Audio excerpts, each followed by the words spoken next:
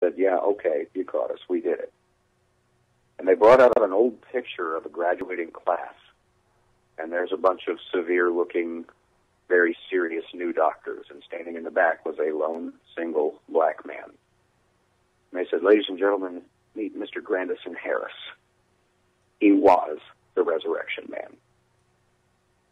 Wow. So the story turned out to be true. And that particular building was probably the single creepiest, most disturbing building I've ever been in. But, you know, saying that is saying, you know, that's my favorite of the week because I've been in so many of them. That's just the one that strikes me right now. I mean, but that's quite an incredible little piece of history as well. That's kind of that stuff that kind of always seems to fall through the crack, but I always seem to find just that type of thing extremely interesting. Well, yeah. When I wrote one of the three true ghost story books that I wrote was actually the official mayor's guide to Augusta, Georgia ghosts. So that was part of my job for a while, was researching all of that. And man, I came across some really, truly bizarre stories. I came across some truly wonderful places, you know. But I think that was my favorite one from the place. I mean, that...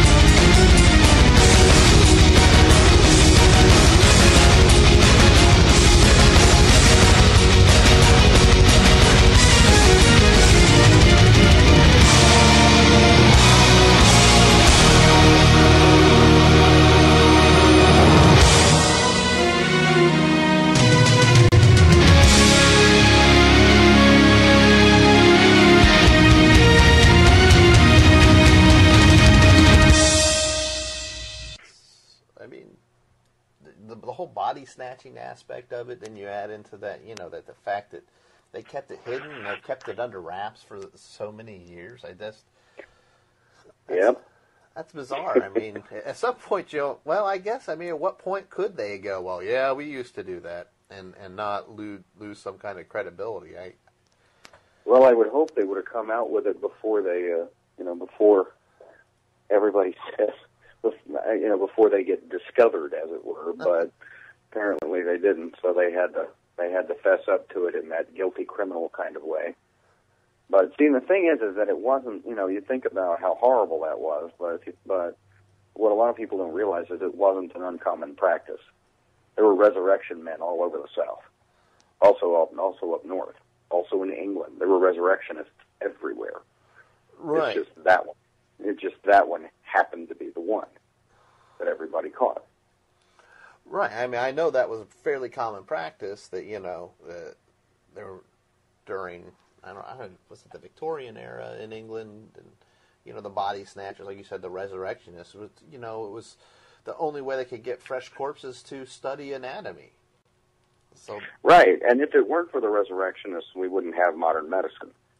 So, I love it when people say, "Oh, that's gross. Oh, that's reprehensible." I say, "Oh, really? Well, your doctor has thanked them over and over again." So,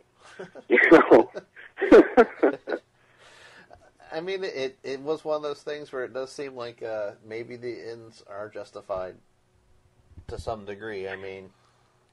Well, I consider Grandison Harris to be an unsung hero.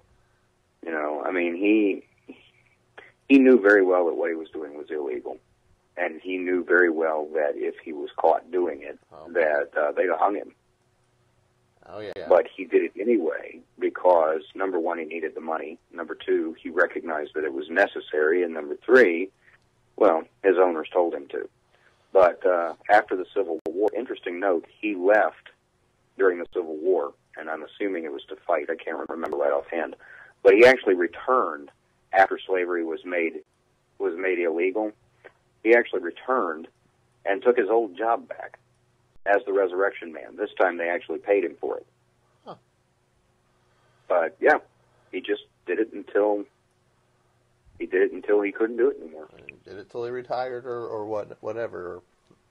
Yeah. Passed on. And after a long life of body snatching, you want to retire somewhere. So I wonder what kind of benefits he had. Probably not dental.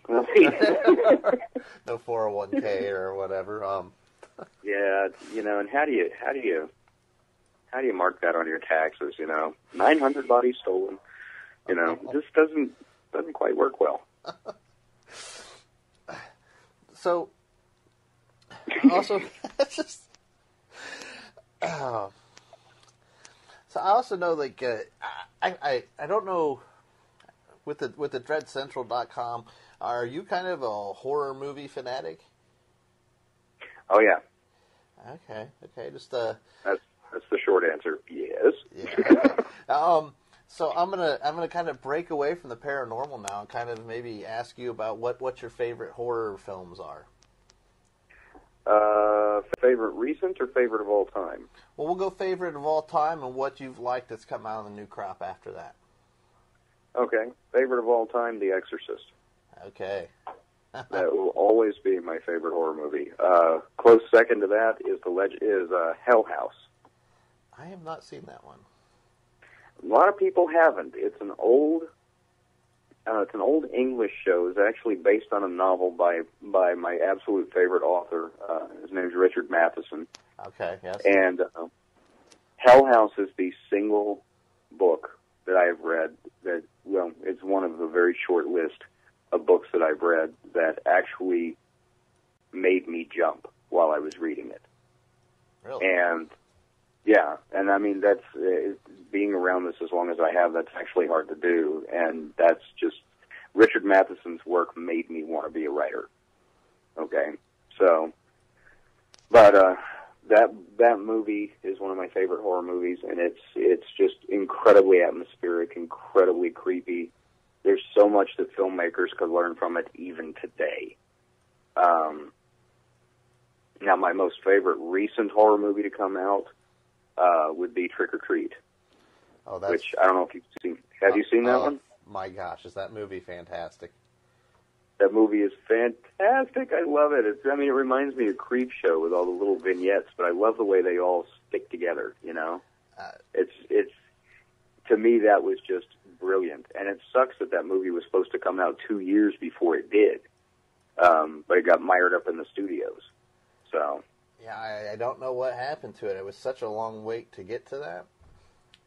Yeah, but I got to tell you, it was worth the wait. I love that movie. It was. Go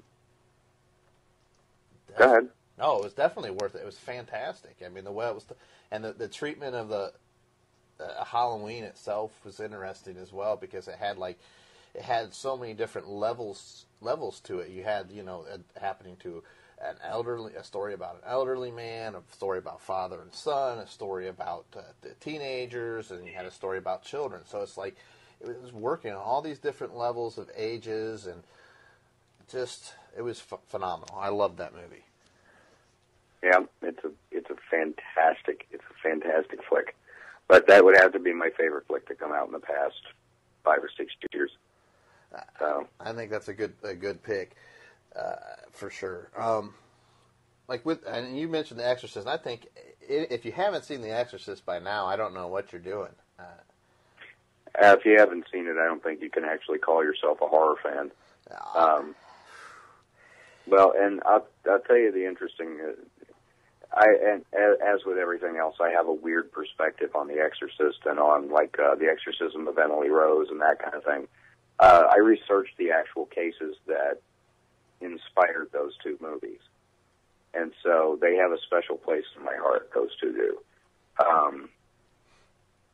The Exorcism of Emily Rose was probably the most famous one. The backstory was made very famous. That was Anneliese Michel out of Hamburg, Germany, that endured that horrific ordeal. And then The Exorcist, William Peter Blatty's original book on it, was actually based on a series of newspaper reports about a young boy, but he disguised it all very well so that, he could call it fiction. But doing some research on that story, it's fascinating to me, the kind of ritual and the kind of faith and the kind of, the boogeyman has come to get you, but evil's not real, that kind of thing. The backstories behind them, the true stories behind them, really fascinate me. And and as far as them being movies, I think they're both just cinematic gold. I think the guys who did the camera work for it, I think the direction was fantastic. The sound score, my God, could you ask for anything better than Tubular Bells? I can't gush enough about the movie. So, I found something interesting while I was interviewing one of my guests, specifically in relation to the actual St. Louis case with the boy who The Exorcist is based on. This was just recently. Author by the name of Stacy Horn was researching the Duke University's Rhine Institute, and she actually found letters from that priest about that specific case. Writing the Rhine Institute for ideas on what he should do, how he should pursue treating the boy, because he wasn't convinced at that point that he was in need of an exorcism. He really wanted to rule everything out. But I found it interesting that he sought help from the Duke University Rhine Institute and actually had a correspondence with them over that case. Wow, I didn't hear that. I'd be very interested to see those letters, actually. Apparently, they're available to anybody who wants to go into Duke University and go through them. I may have to take a trip. Sounds like something I need to look